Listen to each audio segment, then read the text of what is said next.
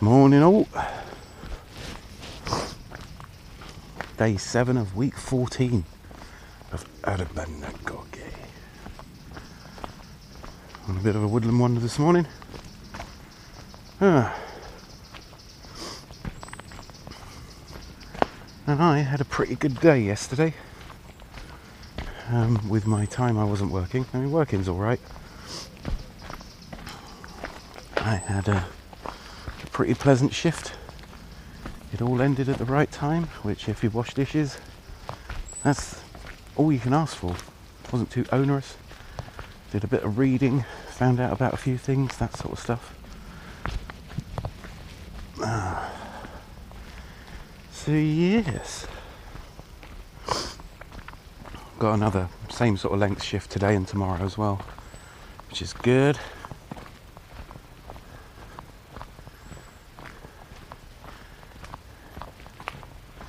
You shouldn't forget to prioritise over the thing that pays your bills and keeps a roof over your head. It keeps you being able to do cool stuff when you're not there. So yeah, it's all pretty cool. So what did I do yesterday? Well, yesterday was kind of an interesting day. Oh, let me sort that out. On my way into work, I stopped by, as is my habit, the Cash Generators, which is essentially a pawn shop, PAWN, and we're just casually looking around, and made it all the way almost out the end of the shop, and in one of the cabinets I spotted an X230 i5, which, you know, no big surprise, I've got two of those. But the cool thing about this one was that it was one of the tablet versions of the X230, which is a very nice machine. And I thought, well, that's not too bad. Hadn't looked at the price at that time, and saw it was $49.99. And on closer inspection, it had the extended battery already in it. And had a few chips on the bezel, but that's the sort of thing I can live with. So yeah.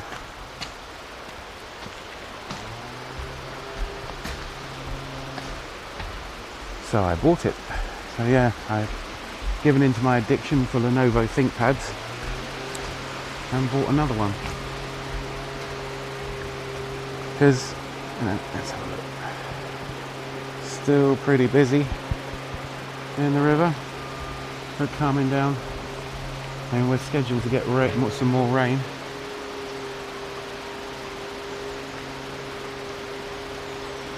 So that about does it. So yeah,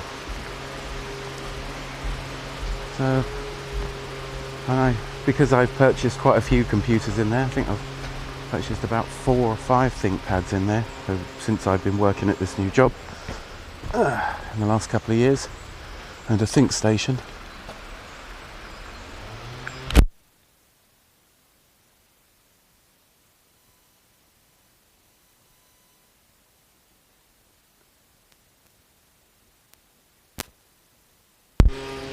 Yeah, managed to yank out the microphone cable.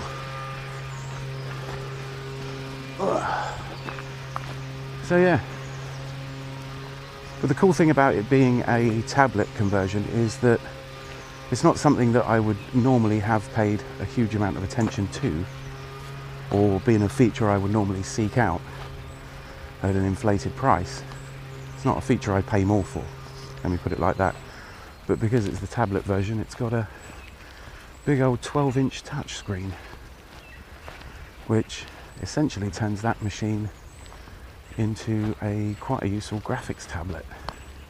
If you think about it, load up your graphics program, the thing's got a stylus, and that means you can essentially draw in it, fire up a graphics program, and you've got a 12-inch drawing tablet that doesn't require any compatibility at all. Like, you know, you have those Wacom ones which are very nice, but they're £300 plus. And this thing's also its own laptop, and it also came with the extended battery, which, even though it's a bit shot, will still give you about 4 hours of battery life, because it's a slightly shot extended battery. So that's cool. So that was a nice win. Got 3 videos uploaded yesterday, so that was another good win. Got in my exercise. That was cool. So I didn't 3D print much yesterday because I was compiling videos and exercising and getting ready for work and stuff. But late at night, I was, after looking on the tinterwebs and watching YouTube and seeing a few recommendations as far as 3D printing goes, I printed off some little knurled turning knobs for the print bed, as opposed to the wing nuts that are there. And what I liked about these little knobs is they've got a slot in them. So you take off the wing nut off the bed leveling screw, which behind the bed level is sprung to allow you to adjust it. And then you slot the wing nut into the slotted knob and then reassemble it. And that means you've got a bit more precision when it comes to leveling the bed. So that was a pretty cool thing to print for it. I need to do a bit of a comparison video of the 2 TARDIS mugs. The TARDIS mug that I printed in the time lapse was on fine. It didn't come out perfect, but it came out a lot better than the coarse one that I printed earlier. So yes,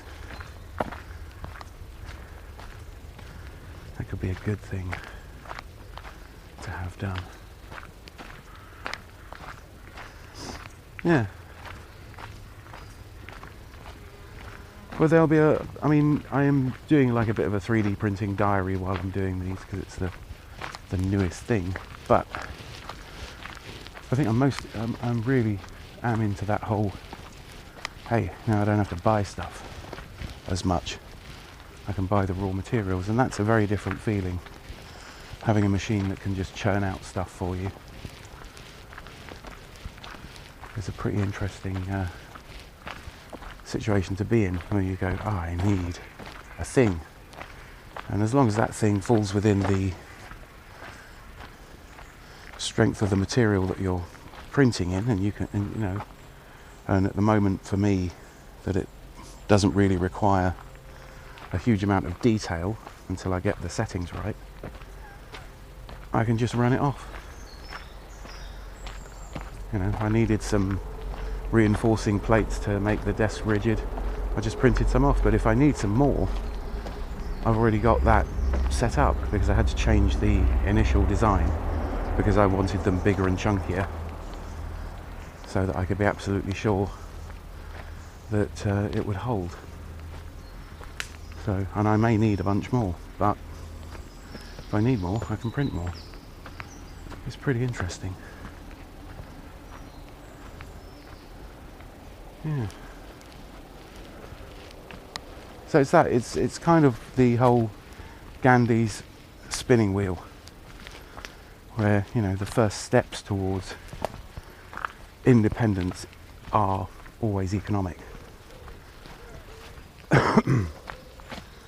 And Gandhi was appalled that cloth would go from India to England and back again to have different processes performed on it. And whenever those processes were being performed, what was happening is that the Indian people and the people in the north of England were being kind of shafted by the very rich. Now, he wasn't suggesting communism, he was suggesting something a little bit fairer.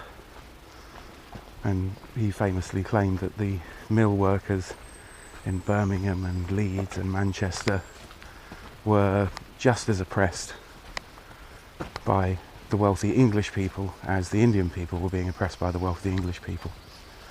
So yeah, I mean, that really spoke to me when I heard about it.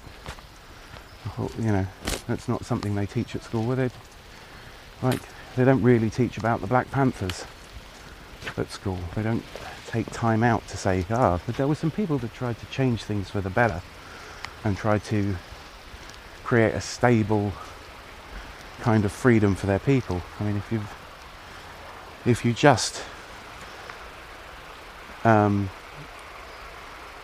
throw out the previous dictator and you say you are now free, and the infrastructure for those people to have a comfortable existence just isn't there, well, I don't know if you want to have a look at that, but it's more things being knocked over by just, and this isn't really a river, this is a stream. And an overflowing stream can just take down whole trees and reshape the riverbed.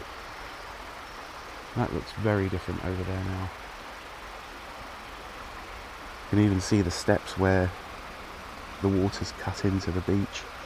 And it's basically created a beach with swept down silt. I don't know if I can get down there from the other side. It's pretty hardcore. Maybe if the weather improves. A fire on the beach. But yeah, so there is a reason why I'm so into this as a concept, and I think the next logical step is to go for, you know, things that will make me more independent. So, you know, I've spent about 200 quid on tech this month because I've got the spare funds to do so. Well, maybe not this month, but what have I spent? I've spent about 100 quid on tech stuff this month already because there were certain things I needed. So I've decided to see whether a new keyboard will make typing more comfortable proposition. It'll certainly make it easier to see for me because I bought a backlit keyboard and I bought that new laptop, and well, essentially this month I think my patrons bought the laptop for me because that's what my Patreon is up to nearly. So yeah, and a few reels of filament which may or may not last me the month. I've got lots of other things to do, and I've used probably about half the reel of grey PLA in the last week. I've printed quite a lot of stuff. I mean, fair enough, some of those prints are failed prints, but that's user error more than anything else. There's nothing wrong with the printer. It can certainly dole out a 3D print if you need it to. Yeah. But, you know, maybe the next step is a CNC machine. You know, a few solar panels and a couple of deep cycle batteries. A water butt to collect rainwater. Things like that. Or a couple of water butts.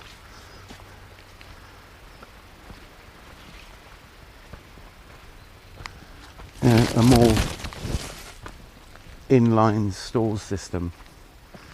You know, how independent can you be? What can you cut down to? I mean, they're all things that are worth asking. So, yeah. But it's interesting that it's a kind of economic independence to just own a machine. I mean, what would make you really independent is if you're growing the corn, making the corn starch, and you could produce the additive to make the filament, and you were generating your own electricity. That would be interesting. But, yeah. Baby steps.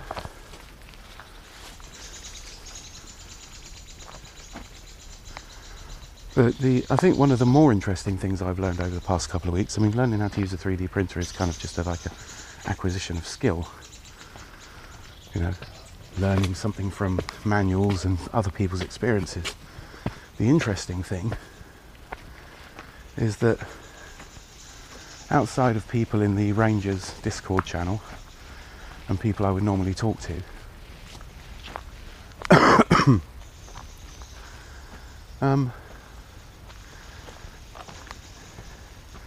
Only one person has seen it and gone, I've got to get one of those. Oh, look, hazelnuts falling off the hazel tree. That's what baby hazelnuts look like. And that's why you want to be able to identify trees.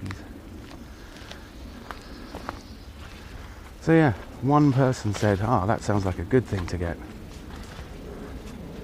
You know, you explain the concept and one person out of all the people I've talked to has gone, yes, I shall buy such a thing because I can see a use for it.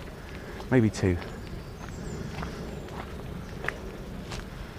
Because believe me, I've been boring people rigid about 3D printing, including you guys, but it is just intrinsically interesting. So yeah, that's interesting that despite me saying, yes, it's fairly simple, people just go, oh, right. You know, but you're into that sort of thing, Zach, you know, type stuff. But it was pretty interesting because these things have been around for a while. I mean, I've only been toying with the idea of getting one once they came down to a reasonable amount of money, because that's when you start getting all sorts of improvements and hacks and people understanding them very well. But yeah, it is pretty interesting. I'm going to have to do a simply worded and more in-depth set of videos to take someone through using a 3D printer.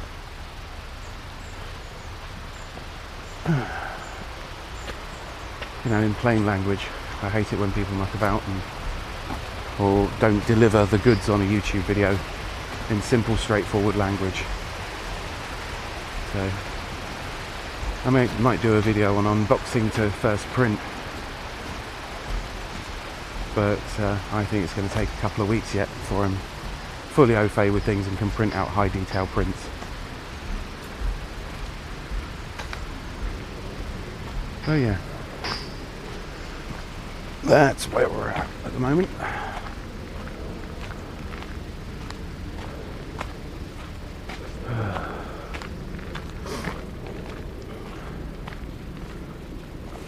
So yeah.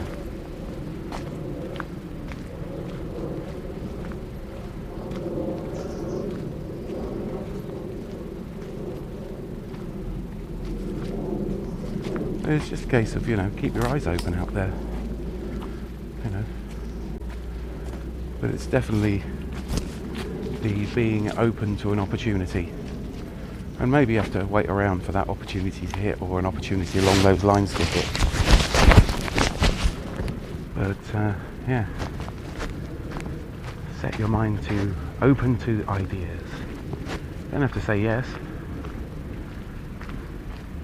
to that new idea or that new thing, but you can, or you can say no. But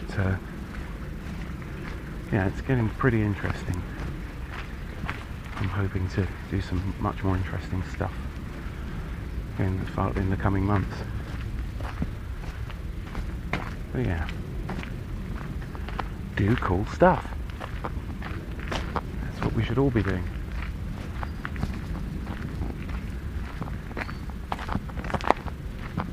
You know, I am not my job.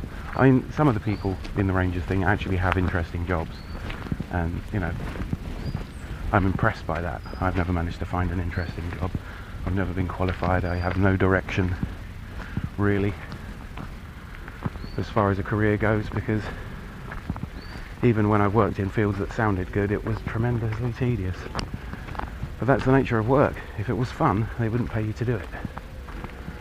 And it can be stressful and involving, and you can have a calling, but I don't really have that. Well, I suppose I make YouTube videos for fun. That's essentially work. I'm doing the Agoge army training and stuff, but I see a direct benefit from that. But yeah, that's pretty much it. That's all I've got to say about that. So, as always, thanks for watching and do take care.